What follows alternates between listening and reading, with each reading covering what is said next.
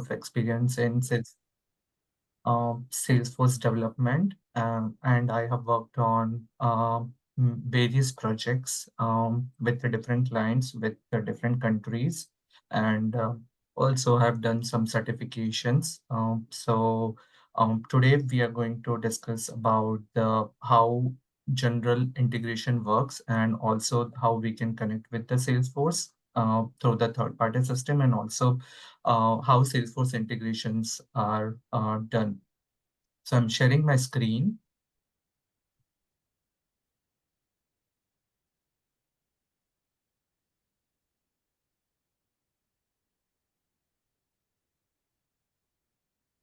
So first, we are going to discuss about the Salesforce integration. And in terms of Salesforce integration, what is integration?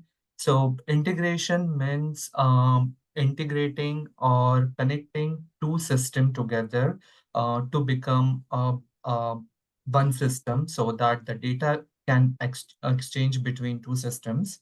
And we can have the one view, like we can have the holistic view at a one platform. And when in terms of Salesforce, so we can connect Salesforce and like Salesforce with the many third-party system, and we can have the seamless operation across the platforms with the data exchange, and we can have the holistic view in the Salesforce ecosystem. As you are aware of, only with the one system, none of the business runs. They need to have some kind of other systems also to be connected to run as a whole business. So that's why the integrations are very important part of to running a successful business and to enhance your productivity as well. So first, we are going to discuss about the benefits of Salesforce integration. When we do the Salesforce integration, so we can have the efficient data management. As you know, Salesforce is a CRM, so all the data comes to the Salesforce, so we can have the picture of holistic. If we consider, for example, a customer, so we can have the holistic view of customer with their invoices or their inquiries or their purchases or anything like that in the same screen. So whenever we have customer query or customer calls, we can have the all data together and we can resolve those kind of queries efficiently and quickly. Streamline operation. With the Salesforce integration, we can have the smooth data flow between the system using, there are various methods like we can use the REST, SOAP, we will study in couple of next slides. So the data flow between the two systems can be streamlined and we can have multiple system connected together efficiently with real-time integrations or the batch integrations or on-demand integrations whenever we want and how the business wants. And because of the integration, the collaboration between the data and with the customer can be greatly increased. And also we'll have the improved design making. Whilst that, we'll have the aggregate data in Salesforce, we can create those reports and analytics through the once we have the data in Salesforce through the third-party system, and then we can view the data and have the picture of like we can strategize what to work on next and anything like that. And last one is the competitive advantage. So we can have, as I said, the strategic gains we can achieve with the Salesforce integration. So there are two type of integrations. First is the inbound integration and another one is the outbound integration. When we talk about the inbound integration, that means the data is coming into the Salesforce from any external system or any third party or any vendor system. And that data is coming into the Salesforce. That is the keyword, coming into the Salesforce is the inbound integration. And for the outbound integration, so data is being sent from Salesforce to the external third-party system.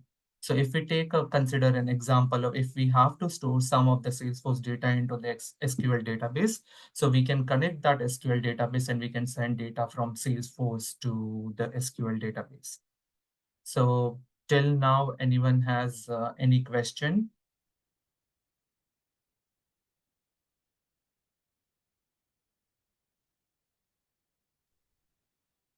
No questions, so I'll move Yeah, this is a forward. very interactive session. Like if anyone has questions, feel free to post in the comments, or you can, like raise your hand and ask. Okay, please Yeah. continue, Kevin. Yeah. So now we are going to talk about the type of integrations we have. So this can apply to not only to the Salesforce, it can apply to any applications or any domain. So we have real-time versus the batch integration. So first we are going to talk about what is real-time integration in that synchronous and asynchronous integrations. Then we are going to talk about the batch processing and when it is used. So first, let's start with the real-time integrations. So real-time integration happens when we need to process data in real time. So suppose we are sending one request from Salesforce to a third-party system, we consider it as the SQL database. So if we need data instantaneously within couple of seconds and on the screen, so that time we call it as real-time integration. So we send the request, data will be processed, and it will send us the response. So whatever third-party system it is, it's going to send out data to us in the response, and we can process that data and we can make it appear on the screen or we can store it, whatever the business logic is given. So that is the real-time integration. Real-time integration happens in real time. Suppose if we consider in Salesforce, I hope everybody is aware of how Salesforce works. So in Salesforce, suppose if we are clicking a button, on the button, we have created a Lightning component which view the data from the third-party system. Suppose we can consider it as customer ledger or customer invoices. So that data won't reside in Salesforce. That is going to reside in financial applications, whatever we are using. So we can make a request to that financial application and fetch all the invoices or the ledger from that third-party system, and we can show it on a UI on real-time basis. So that data and everything will be processed in a real time, and we can view the data in real time. Uh, and the asynchronous mode is data is like we send the request whenever that third party system will have the time to process that request, that third party system will process that request and it will send us the response. So it won't happen in the real time. It's in the whenever it's going to be asynchronous means it's not real time. It will save data at somewhere, and from there probably we can um, fetch the data there once it is available, and then that's how we can get the details in the asynchronous integrations. Now, moving towards the batch processing, when we use the batch processing is like if we have a requirement of uh, pushing all customer details to the third-party system at on the nightly batch, at the time we can use the batch processing and we can send out, suppose we are running it at 11 p.m. So what's going to happen for whatever customer details got created in Salesforce today, all of them will be fetched in a batch. All data will be together and it will be bundled it together and it will pass it to the third party system, and third party system will process it and will get the response. So suppose if we are generating a customer details in third party system, so what will happen, suppose we have sent 100 customer details, so it will send out all 100 customer number from the third party system and we can update it over here. That kind of situation, we can use the batch processing. If we want to do it real time, we can do it real time also, but it depends on how we want to perform the integration. That also needs to be we need to be aware of, and also it depends on the how business wants to do it. So if I consider this example, as you see the source database, we have the source database and then move data to the staging files. So here probably they are using the SFTP. They are putting the data into the CSV or Excel files, and at the target platform, at particular time interval, they are going to fetch that CSV file and load that into the target platform. So this is the batch processing. So any question?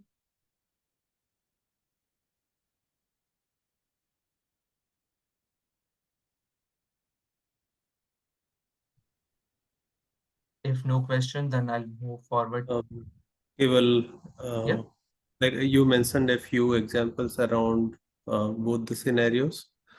Um, yeah, is there any difference between the governor limit that applies to, real yeah. time versus Um, batch? yeah, so as you might aware of, Salesforce works in a multi-tenant architecture and in multi-tenant environment. So Salesforce has enforced some governor limits. So when we are working on the real-time integrations, at the time, the governor limits are different. And when we are working at the batch processing time, the governor limits are different. So at the batch processing level, we can like process millions of record in the batch, and it can be executed and sent out to the third party system. But when we talk about in the real time, there are like we can consider like a couple of thousand records we can send out in real time. So these are the governor limits. So when you go to the Salesforce integration governor limit page, you'll get all the information about how many integration we can perform and what are the governor limits of the integration. Okay, thank you. Yeah. Now moving towards the integration methods. So there are different types of integration method we can do in Salesforce or general in any way. First one is the REST API, which is the we can consider the widely used. It's lightweight and flexible. And as it's mentioned here, ideal for mobile and web apps to support XML and JSON. So both like REST API supports both XML request and response and the JSON request and response. In the REST API, we use the HTTP method and HTTP request and responses to fetch the response from the third-party system. And yeah, in the REST API, it's easier, and as compared to the security wide, we don't have to do much security for the REST API. Basic authentication is also fine, and we can have the data fetch from the other third-party system. The second one is the SOAP API, which is a server to server integration, and it's a structured base, and it's only support XML, and um, great for, as mentioned here, great for the accessing Salesforce data. So if we need to access the Salesforce data or Salesforce APIs and to the third party system, if someone has to, some other application needs Salesforce data to be fetched, they can fetch it through the SOAP API. So in the SOAP API, they have to create a SOAP envelope, which will have the SOAP header and the SOAP body. In the SOAP envelopes, the header will have the header information about the request, and the body will have the um, actual request details. So if any third party, suppose if we are considering if we need to integrate Salesforce with the SAP system, then with the help of middleware, we can connect through SAP system, and in the middleware, we need to configure the SOAP API. To configure those SOAP API, we can use the WSDL, and that WSDL I'll show you later how we can get those kind of WSDL from Salesforce, and then that WSDL can be shared with the integration team, and they can configure those WSDL into their system, and they can fetch data from Salesforce. Then we have another API called the bulk API. So if we need the large volume of asynchronous data, then we can use the bulk API. There are different types of APIs present inside the bulk API, and we can use that. For example, one of them is to if we have to load data from um, one system, suppose we have load data from Informatica to Salesforce, we can use bulk API and they can load all like 1 million records in probably a couple of minutes. Those data will be loaded in the system. Then we have the streaming API. Streaming API enables us for the real-time data updates using the push technology. As you all are aware of, like if you're using any banking apps, we have the notification of like the push notification which comes up with the OTP, and that it will automatically takes it, and then we can log in into the banking app. So those kind of APIs is used as a streaming APIs where we have the push topics and the push notifications enabled for it. And the last one, we have the GraphQL API. So in the GraphQL API, where we will have single endpoint data retrieval. And so suppose if we have to uh, perform any operation and we have to make a call out multiple times to the third party system. So instead of doing multiple call outs, GraphQL API can save a lot of time, and with the help of single endpoint, will hit one request, and it can at the GraphQL API level, they can process the data with the multiple requests, and send us a combined response together for us in a single transaction. So any questions for this one? Yeah. I'm not sure about the Amadeus. So can you please explain what that software is?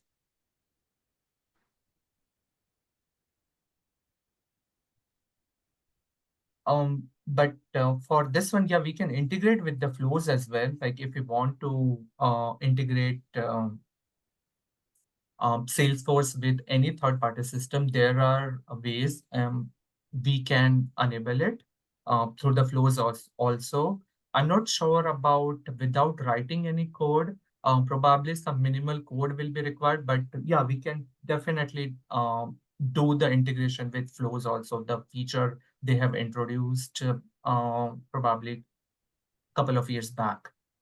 Yeah, so cable HTTP callouts are now possible. I think sometime in 2023 it got introduced into flows. So yeah, Hussein, like if you have the API details from Amadeus, then you can make HTTP callout directly from flows. Yeah. Thank you very much for answer. Yep.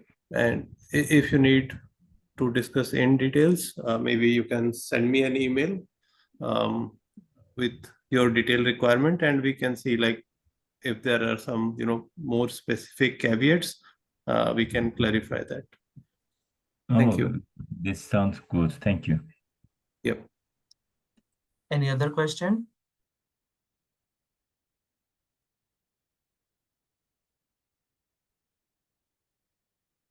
No questions. So let's move towards the integration patterns.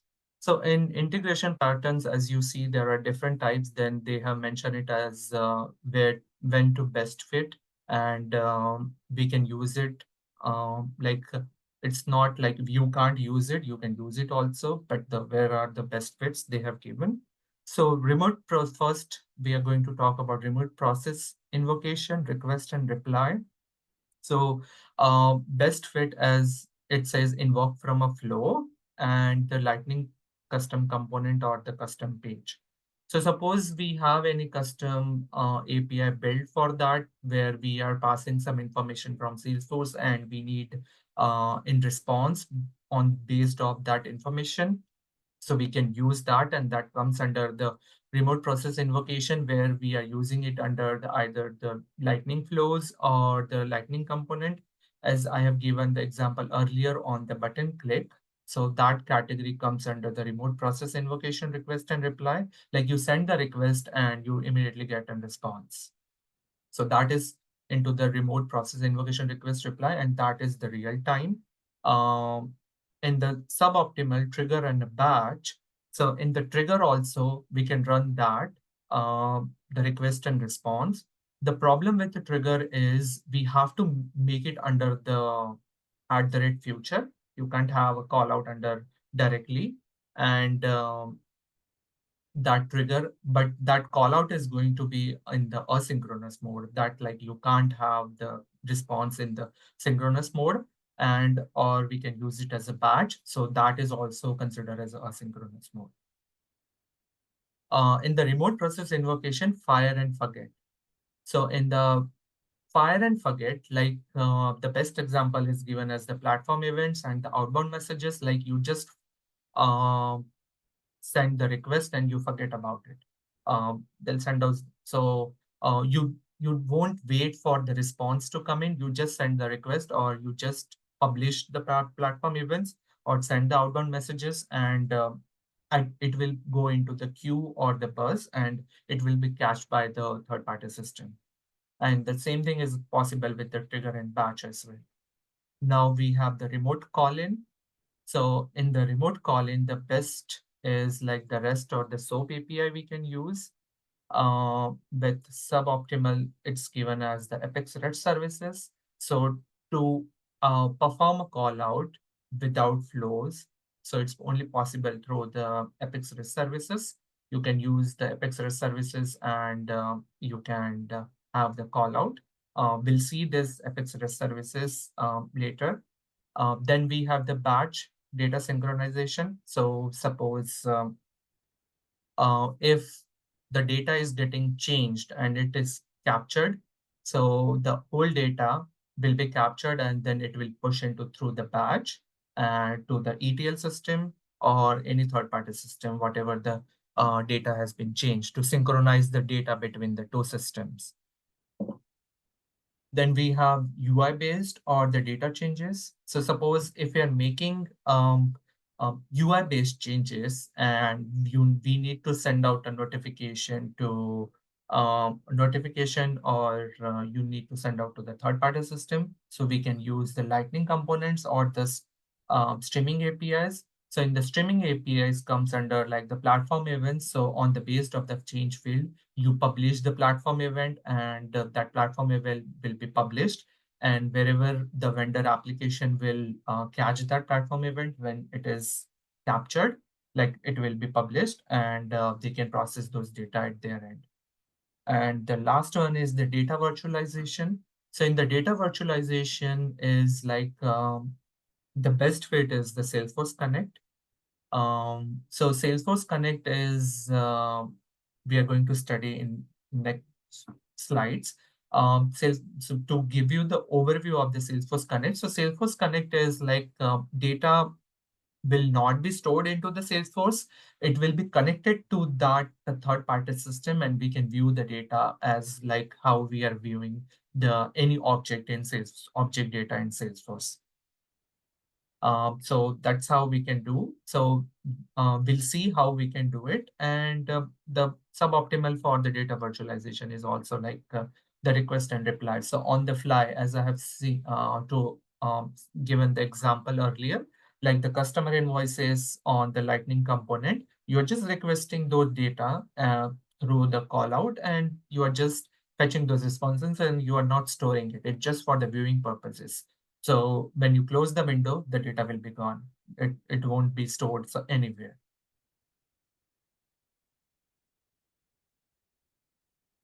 Now, what is the role of middleware? So first, we are going to talk about what is middleware. So middleware is a system where two systems come together to get connected with each other.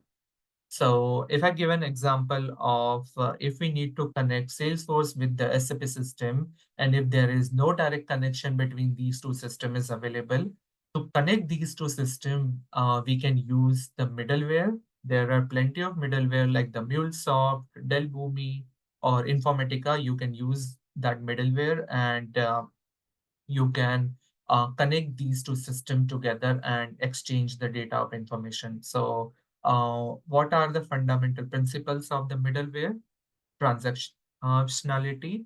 So as you are as you all know, Salesforce works on the transaction basis. So same thing, the middleware also works on the transaction basis, while the it's like one data you are sending to middleware. So it going to do? It will send that request to the uh, second system where we wanted to connect, and that system will send a response to the middleware, and middleware will process those data and send response to Salesforce in whatever format we need it. So middleware is used to fetch the request, process it, and convert that request into the if we take example SAP required format, and SAP will send response in SAP response format. Middleware will convert that response into the Salesforce required format, and it will send to the Salesforce. So that is a basic use of middleware. In the middleware, we can use the event handling also.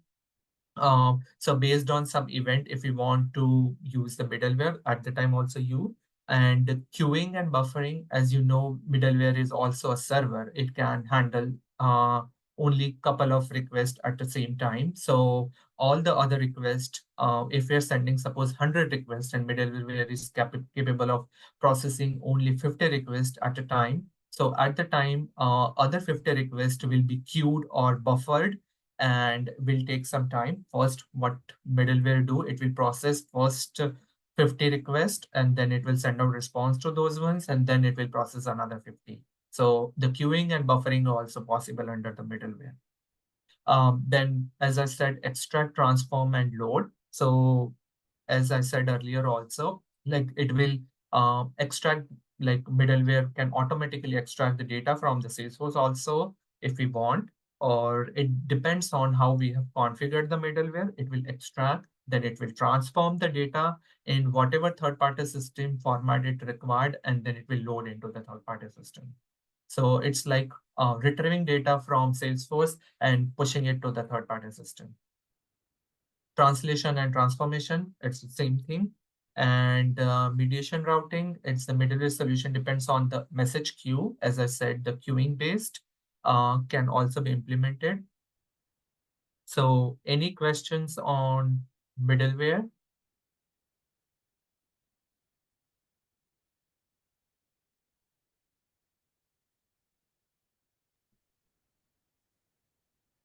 If no questions, then I'll move forward to the platform events. So in Salesforce, there is another APIs called the streaming APIs. We call it as the platform event, which is event-driven um, events. Like if any event happens and if we want to publish an event, it will publish it and it will fire that event, and whatever the subscribers are there, it's going to catch those events and perform the operation based on whatever logic they have written.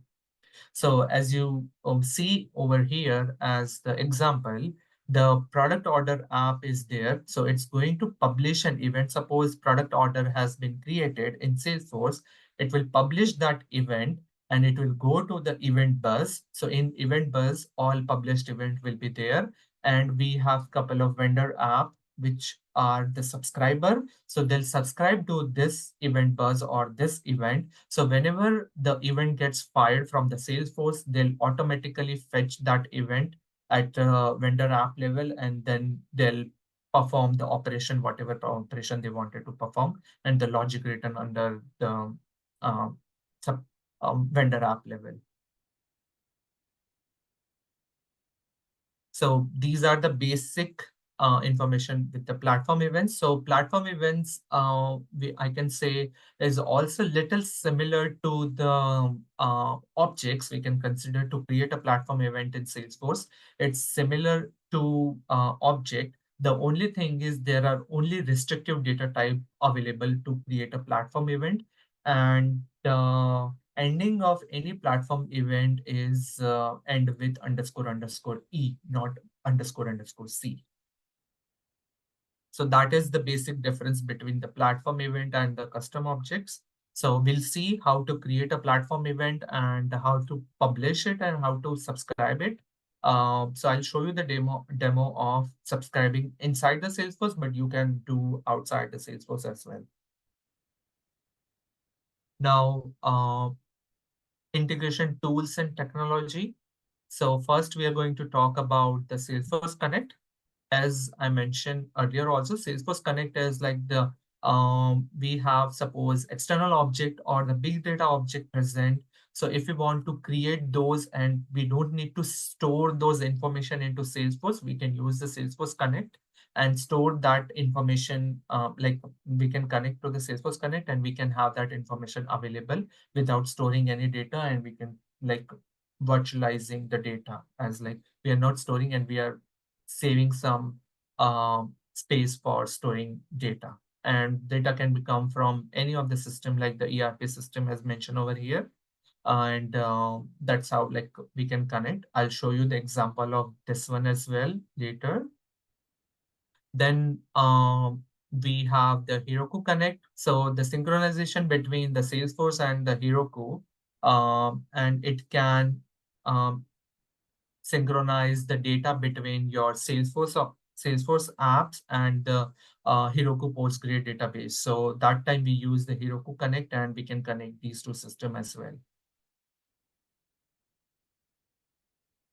And the third one is the Apex integration services. So in the Apex integration services, we use the Apex as the main uh, language to request and response. So in the Apex integration, we can create either like we can write a REST request and we can get the response, or depend on the how the API is built, we have to perform, and it can be done under the Apex integration services.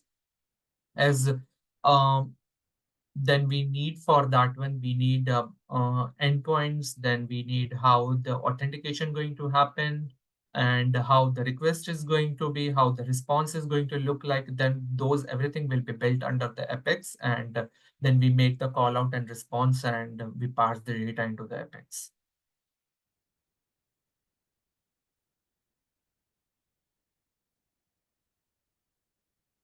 As mentioned here, feature that allows Salesforce to integrate with external system using web services and the APIs. So, and so AIS has two functions: call out from Salesforce to SOAP or REST endpoints, or Salesforce has an endpoint for SOAP and request services. SOAP services like we have the enterprise WSDL, we use it as if some third-party system needs to fetch data from Salesforce at the time we use enterprise, we can use the enterprise WSDL as well. So that consider as the SOAP request and SOAP services, and they can fetch the data from Salesforce. And callouts from Salesforce is like third-party system. We send the request from Salesforce to third-party system. Third-party system will send the response, and Salesforce as an endpoint for so REST services. So Salesforce send data to the third-party system. So third-party system will request data from Salesforce.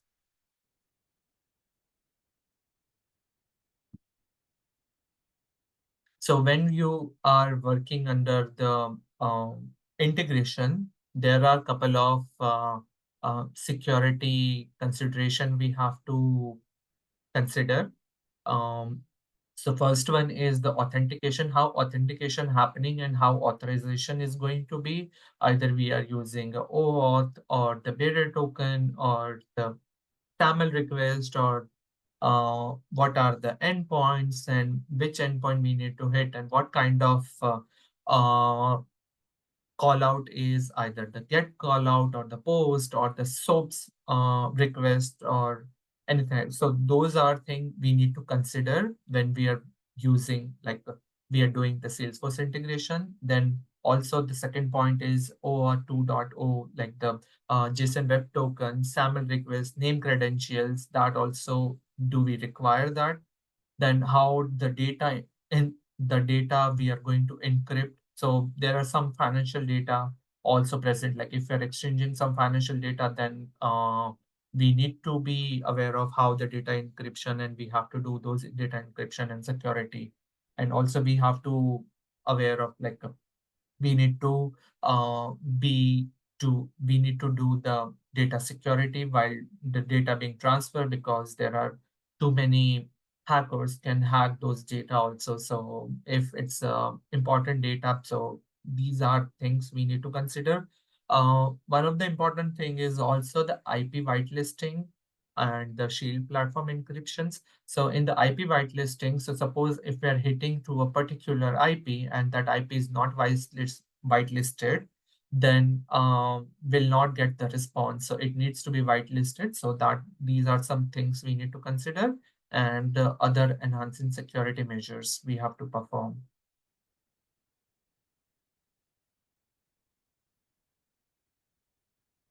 And some integration best practices. So first is how the error handling is going to be and the retry logic. So it never happens like 100, none of the integration is 100% secure or 100% will give you the output. It always like 95, 97, 98% it is working, and for 215% sometimes it gives you an error. So at that time it should have how the error handling be done properly from in Salesforce or in middleware or at the third party system when we are doing the integration, and the retry logic of like if the call out got failed, then it should retry automatically, suppose 5 times, and then it will consider as a fail. So it sends out 5 times a request, and if they couldn't receive and response, then it will consider as a fail. So these kinds of the things we have to be keep in mind while integrating with the other system. The another one is implementing robust error handling and retries. The same thing as I talked. The data mapping and the transformation, that is also one of the things, like what kind of data we are going to pass from Salesforce to third-party system and what kind of data they are going to give in the response. That mapping and the transformation, how it's going to happen, that also we need to be aware of, and we need to do. And in ensuring the data consistency and the accuracy. So like if you're passing in first request, if you're passing only 2 parameter, and the second request we are passing 4 parameter, it's not like that. So it should be data consistent with have the predefined parameters to pass, and will get, then only will have the accurate responses. Then the monitoring and logging. So suppose the one of the call out got failed. So when we have the monitoring and logging, so we can go and check how what happened and uh, why it got failed. So in Salesforce, how we can do the monitoring and logging is like we can create and data log object. In that we can have couple of fields where what kind of request is was, what kind of response we received. Those kind of fields we can create, and we can insert those data whenever we have the success or failure responses from either you are doing it from the flow or from the Apex. You can just dump those data, and then later you can check like at what time those requests got failed, and what happened in the response, like you got 401 or 500 or any kind of error. And tools and strategy for monitoring the integration health. Yeah, that also you need to check like how your integration is performing. It is in the good shape, or there are a couple of hiccups. Then the governor limits, as Salesforce is multi-tenant architecture, so all the governor limits are enforced. So if you go beyond the governor limits, then your integration will start failing. So suppose we have a governor limit of suppose 100 callouts in a day. So if we'll do till 100 callouts, the integration will work perfectly fine. Whenever we went from 100 to 101, then integration will keep on failing until the governor limit gets reset next day. So that also we need to be aware of how our Salesforce is capable of sending data and processing data in a day, or what are the governor limits, probably in the transaction or per day limits, and understanding and working within the Salesforce limits. That is the another governor limits we have to consider. Not only the integration governor limits, we have to consider other governor limits also while integrating with Salesforce. Suppose um, we are inserting a data from third-party system, we are receiving a data, then we are inserting that data into the Salesforce, then we have to consider the how much data we can insert in a single transaction, how many insert operation we can perform in a single transaction, all that kind of info limits also we need to consider. And now we'll have a couple of examples. So first, we are going to have the API integration demo with the sample REST API call to Salesforce. So anyone has any question before starting with the examples?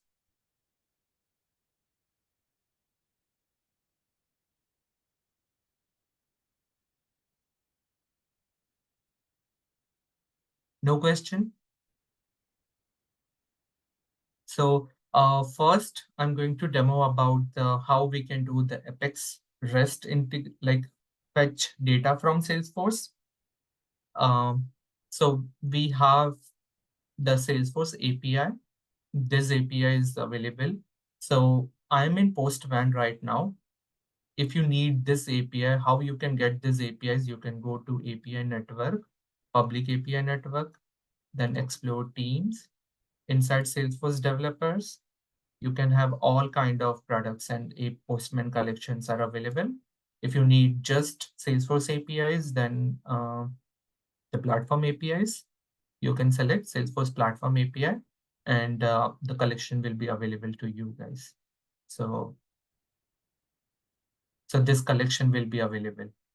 So in that collection, we have different kinds of APIs available. Async query, auth, bulk API version 1, version 2, then we have the REST API. First thing we are going to do the REST API. So what we are going to do in the REST API, we are going to perform the query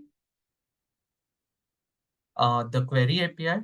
So as you see the URL of that query APIs, so I have connected with my sandbox. So the URL of that sandbox, then the services data, then the version of the Salesforce and the query. So it's a query API, so query question mark, and it's a get API and Q equal to, I have given select fields all from account and limit I have given as 200. So what this is going to do is going to fetch all fields from account object and it will give me 200 records. To do that, um, so whenever we need to fetch data from Salesforce, uh, first thing we have to authenticate with the Salesforce. To authenticate with the Salesforce, first thing we need client ID and client secret. To have the client ID, client secret, what we need to do is we go to setup, then we come to the app manager.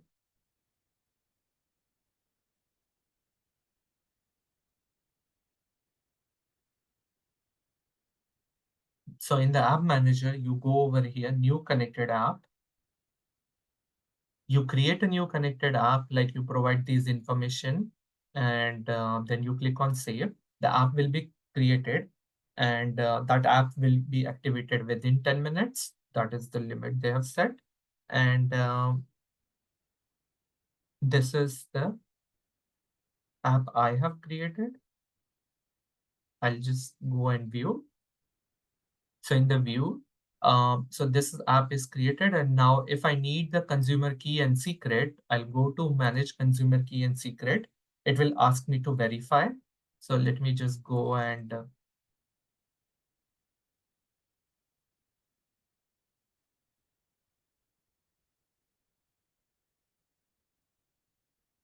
now you can see the consumer key and secret. So we have two parameters, consumer key and secret to authenticate. Now we need username, password, and security token. These three more parameters we need to authenticate with the Salesforce, the basic authentication. So to authenticate, what I'm going to do, I'm going inside the Salesforce API, the auth. So in that auth, we have OAuth username password. So in that username password, so it's a post method and the method is given as test.salesforce.com. I have not used my developer org URL. because sometimes what happens, it won't give you the response. So the basic test.salesforce.com URL I have used, and service over token 2 and this. So in the body, we have to pass grant underscore type as password, client underscore ID, client underscore secret, username, password. Password is going to be the combination of your password and the security token. So once you have this information, and authorization we have just given as no auth, and in the body, when we will do send, this give me the access token. We need access token to fetch data from Salesforce. So what I'll do, I'll copy this access token, and now I have authenticated with the Salesforce. I got the access token. Now what I'll do, I'll go to the query. So in the query, the URL endpoint is this. I'll provide my access token over here. Headers, content application JSON, no body, and authorization I have selected as bearer token, and I'll click on send. As you see, the status is 200 and the total size is 3, means there are 3 records, and these are the all information we have, like all the fields, as I mentioned over there as all fields. So this is how you can do the app REST API call if we need to fetch data from Salesforce. So that's how you do it. And you can do it inside, the same thing you can do it over here as well. The same URL and everything you can pass under the workbench. You go to the REST Explorer, you provide those details, and you can execute from here as well. Or you can use Postman. Postman is better because we have other applications as well. Now I'll show you how to use the bulk APIs. So bulk API is a little bit tricky because it's going to be multiple callouts needs to be done to perform any operation. Um, so bulk API is, there are plenty of them, like there are, one is the create job, then we have upload the job, like the delete job, then there are a couple of different jobs as well. So as you see, CPQ, REST, then if we have to upload the data as well, we can do that. Create the job, then upload the job data. So it will load the data into Salesforce. So this is like bulk API is used for fetching data from Salesforce and loading data to Salesforce as well. So, and mostly we use the bulk API version 2. So what we are going to do, we are going to use the query only this time. So in the query, same thing, I already have authenticated. Now what I'll do, I'll create a job query. So in the job query, this is my URL. So URL needs to be like your sandbox or the environment URL, then the version and the jobs and query. In the authorization, whatever authentication access token I got, I'll provide it over here. Then in the body, so this is the basic body of the bulk API. If you are going to Google it for the bulk APIs, you'll able to find these type of information. The first one is operation. What operation you need to perform? Query. Then we write the query. So what I'm writing, select ID comma name from account. Then the content type is CSV. I think it's only supports CSV. There are restriction over here. Uh, Column delimiter I have given as comma. There are other as well. Then the line editing, we have CRLF. So this is the basic body for the job query. So what it will do, now I'm sending the data. As you see, the status is 200 and the job query has been created. So I'll copy this job ID and I'll go to the Salesforce. Sorry, I'm on this side. I am better to be on the classic than the lightning. So I'll go to the job and you see, this is the job ID. The same job ID ends with G0ZXL. Sorry, same. Last 3 are the checksum of those 15 digit. So this is the job ID. It has not yet fetched the data. So now what we will do, the first is the job is created. Now we need a job result. So what we will do, we'll just copy this job ID, get the job query result. So here, same thing, we have to pass the access token, then the job ID. And now we will have, as you see, the response 200. I got the data. Now I can go to account.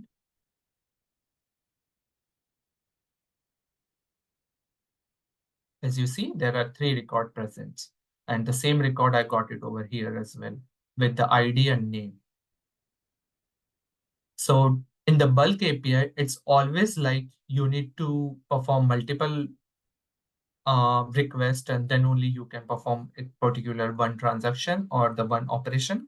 So first is authentication, then creating the job, and then fetching the job result. If we talk about for the uploading data to Salesforce, then we have to authenticate, then create the job, then upload the data. So these 3 operations, then it is going to be performed as a single operation. So anyone has any question till now using the bulk API and the REST API?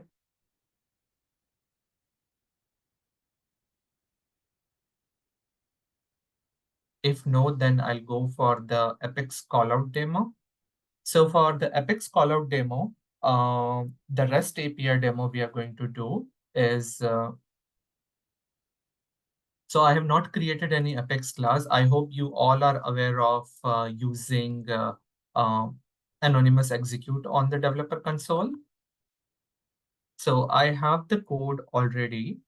So what I'll do, I'll just copy this. This is the get callout. So I'm pasted over here. So how I have written is HTTP, new HTTP, then I have created the HTTP request. This is my endpoint. Sometimes if you are using this and endpoint is not added into the remote site setting, it can give you an error. It will always give you an error. So before performing any operation, go to the remote site setting. If that URL is not being added in the org, so you go to the remote site setting and you add that URL.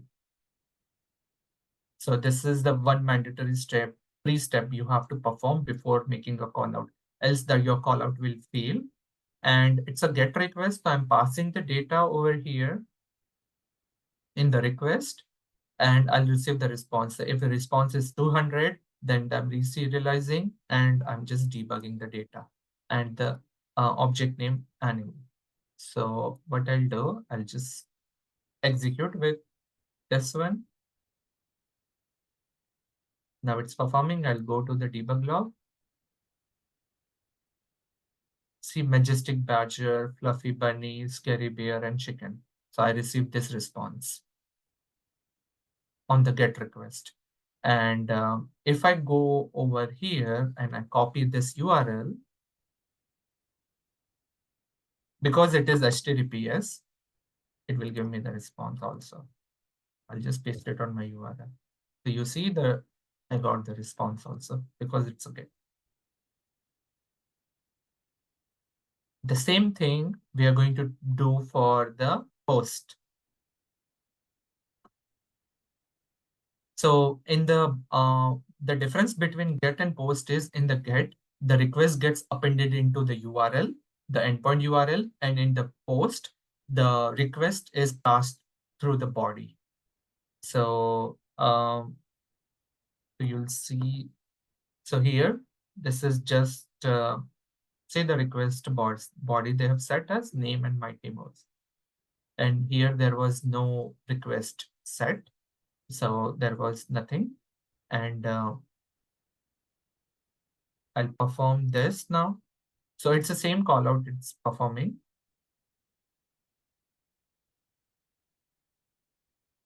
And you see the debug as the values. So this is how you can do the Apex REST call out. And now I'm going to the last one is before going to the platform events, let's see the Salesforce Connect. So to the Salesforce Connect, let me just go to setup.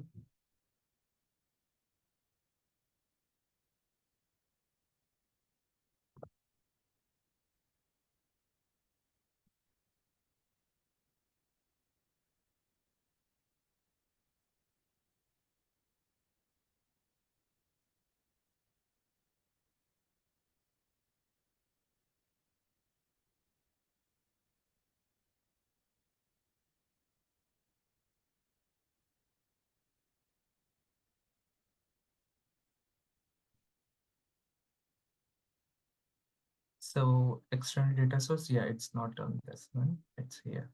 So this is my trailer playground. So in that I have configured it.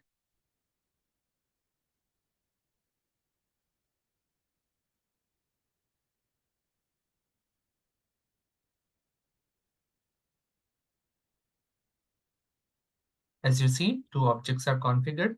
So I'm going towards the external data source. So to have the external objects or to use the Salesforce Connect, you need to create the external data source. You click on external data source.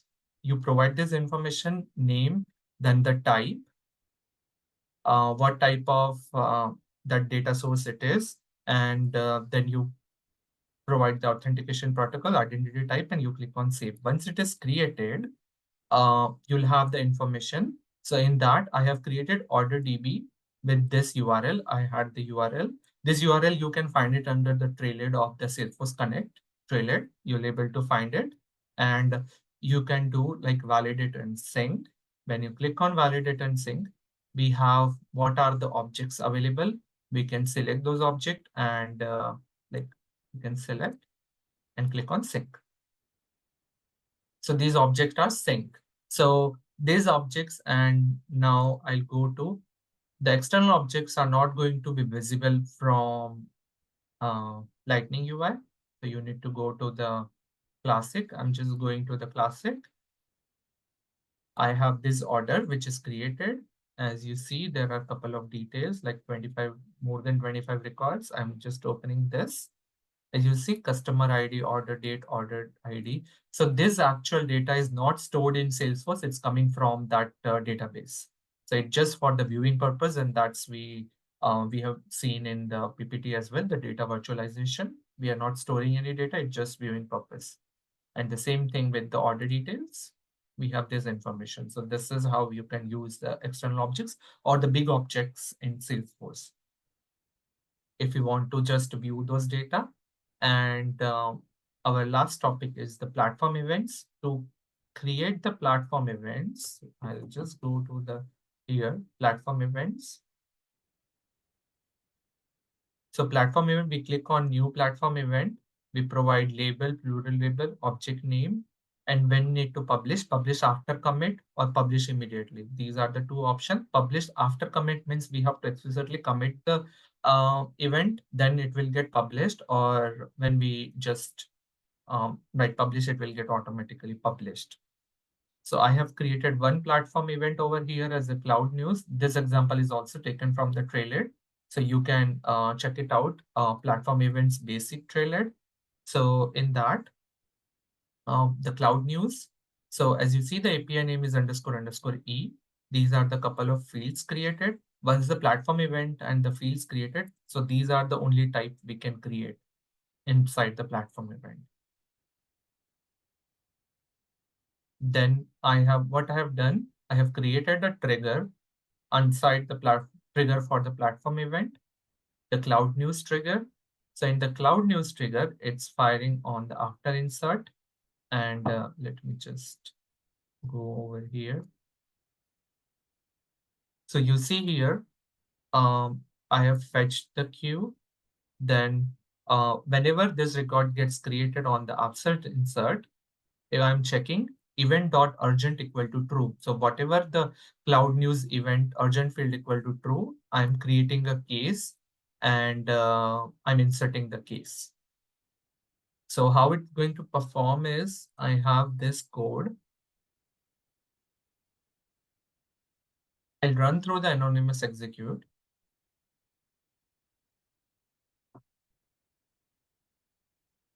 So in the code, what we have written, I have created object for the platform event, two of them, one with urgent equal to false and another one is urgent equal to true. I have both of them added and the save result, I have done event bus.publish. I'm publishing the platform event. Once I have published, it will be automatically cached by this. So it will come over here. It will be automatically cached and it will create a case inside it. So let me just execute this. I have executed. It got successfully executed. Now we'll go over here and we'll check the case.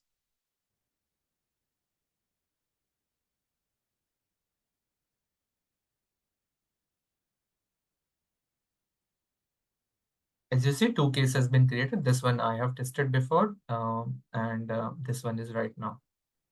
So the case has been created with the information. The case owner is this, the status new, priority high, the subject, whatever we have mentioned under the trigger. So that's how you can catch those events and create whatever logic you need to perform. So yeah, that's it from my side. Anyone has any questions? If you have any questions, yeah. Kival, this is Gennady. So when we talk about event platform, it's nothing but just special custom object, right? With it some special We basic. can consider as a special custom object, but if you see over here, while publishing, like the custom object, we can insert it.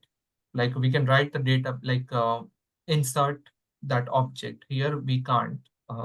We have to publish it. It's basically, so I have shown you within the Salesforce, but this platform event can be used outside the Salesforce as well. Like outside system, someone is publishing and we are the subscriber, we can subscribe it and then whatever logic we need to perform. I got it, thank you. But is that included in your presentation to show how to subscribe, or it's out of scope for today?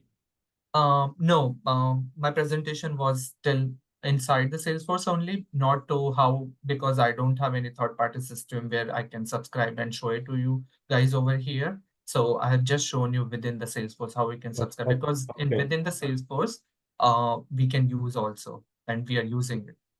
I understand. Thank you. About Salesforce Connect, I've been intrigued by that ever since Salesforce introduced it, but I never got a chance to work with that. So when that Salesforce Connect, I understand how it's work. What I always kind of lack understanding, it's required. So if, let's say, we have our ERP, right? And we want to see order status. ERP is on premise. It will require us as a company to create some kind of web services, right? So it will be available on Salesforce Connect. It's not, it is magic, but it's not that magical. It has to be done. And so thank you to confirming that. And one more question. Do you know, so is this if you want to use the server, that it's like additional cost, like additional license from Salesforce side to get for what? For the Salesforce Connect. You have to kind of buy a special license from Salesforce. Is that right? Yes. Yeah. Yes, Kennedy. Yeah. For every, I think one Salesforce Connect is like available for enterprise level org, and anything beyond that, like you have to buy. Okay. And one Connect can be used to, connect with only one third-party system or external system. But it could be multiple objects, right? Yes. Yeah, it can have. Consume it and connect. But one system. Okay, I got it. Okay. Thank you, guys. Appreciate it. Thank you. So as I've shown you in the URL, I can show you again. So that is connected to one of the system externally, but there were a couple of example present, not example like objects. So when I created, no, it's not here, sorry. So when I validate and sync, So with this data source, I have these many objects available, like total 6 objects are available. So if within the same data source is available and it's published under that endpoint, so you can select those and you can have those available in your system. Okay, got it. Thank you. Any other question?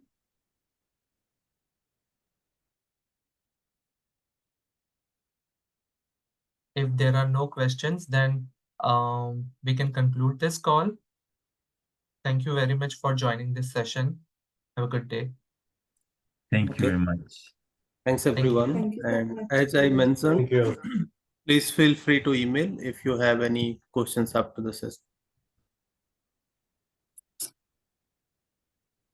Thank you. Have a nice day. Thank you.